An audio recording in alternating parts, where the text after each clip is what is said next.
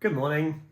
I thought I'd do another video that's a bit more behind the scenes. There's quite often I wished in the past I'd done things like this when I've come across something particularly sort of tricky or, I think what happened is when I did the behind the scenes video, there's a lot that's kind of taken for granted that happened leading up to that. So I think this is why I did that segue into the bit about the ground feeder, because that's like pressing on my mind as something I had to go through. But there are little things along the way, silly little things. Some of them are highly technical, so that's not really the sort of thing I can publish that a general audience would enjoy. But this one would be probably, because this would normally just be a 5-minute job. What happened this morning? I mean, I received a new feeder, but because I'm trying to exclude these feral pigeons that have turned up and have congregated and stay in my roof or on my roof all day.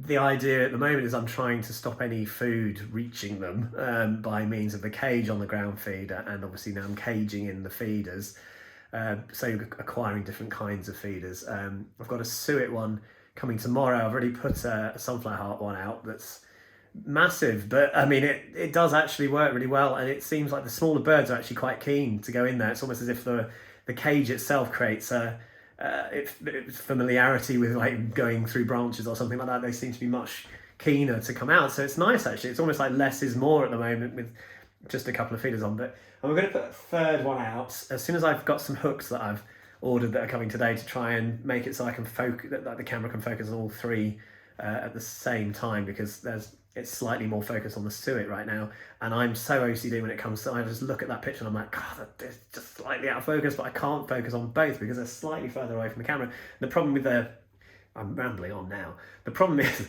with a conventional feeder that has 4 hooks, and you can imagine placing a camera anywhere, you're going to have at least 1 or 2 that are much further away from the camera. So when you're zooming in a little bit, which is what I have to do really from the distance, I didn't want to put the camera too close to the feeder, because then you're obviously going to get things just jumping around and knocking it all the time, and probably the birds will be deterred from going anywhere near it because there's an obstacle, So it's like it's a real trade-off to try and get a nice shot. So I'm trying to fix that today. But anyway, the main reason for this video, if I'll just stop talking, is that I bought this and I unboxed it. And I thought, this is just nuts. Well, it's not, it's going to be seed actually, but it's called the Squirrel Buster Plus. It's the most expensive feeder I've ever bought. There was about the only one in the country I could find from some random farm shop place in Lancashire. They have a manufacturing issue at the moment, apparently, so they're just not producing any. And so everywhere is out of stock of this thing, even in America. And that's where it's produced as well. But yeah, I managed to find one. It cost nearly £100. It was like 91 quid. And don't get me wrong, I'm not rich, so this is like a massive thing. Look at it. I mean, it's enormous. I wasn't quite expecting. I did look at the size, but I didn't realise the diameter of it. But then we look at the instructions. It's huge. So I've got this little ring. I don't know what to do about that yet. I'm about to reach that part of the instructions. But at this point, I thought, well, I'll show you kind of how it works, because it's kind of fascinating. Given that I'm trying to deter the large birds, I mean, it's called a squirrel buster. I don't mind the squirrels feeding, because if they manage to get past the baffles and jump on there, I think that's well done and they deserve it. But it will actually stop them as well, which is fine. They've got the ground and they've got their own feeder as well, so I'm not too worried about actually depriving the squirrels. But I want to obviously deter the large birds. So this is going to be tricky with one hand. Hang on. Let me just do that. So inside here, if I can focus on that, there we are, ish. Yeah. Come on, camera.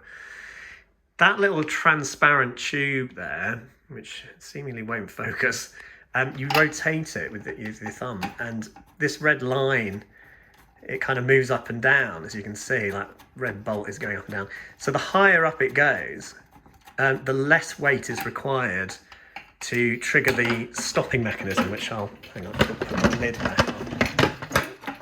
This is so elegantly done.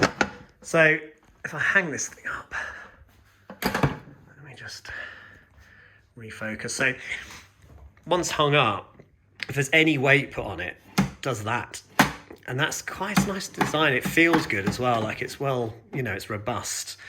So we'll wait and see. Obviously I can set it variable weight, so I guess I'll set it on the lightest so that pigeons will set it off. I think as soon as a pigeon lands on that, it'll stop dead on that kind of place. So anyway, there we go. Oh, sorry, got focus issues. I already shot this once and watched it back, and I was completely out of focus in the second part, and I'm like, no! So anyway, yeah, as I say, I've just got that ring, which is like a feeding ring. There's obviously 6 ports on the feeder itself, so we should get the sparrows feeding like they do on the old seed feeder. Like, we should get 6 of them at the same time, hopefully. It'll be nice. They'll all be at the bottom, so I'm wondering about how to frame it. But, you know, that's for me to figure out.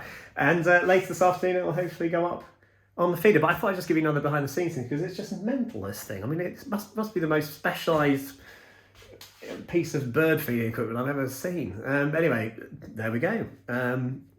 Fun times in the Birdman Pat's garden. Okay, have a good day.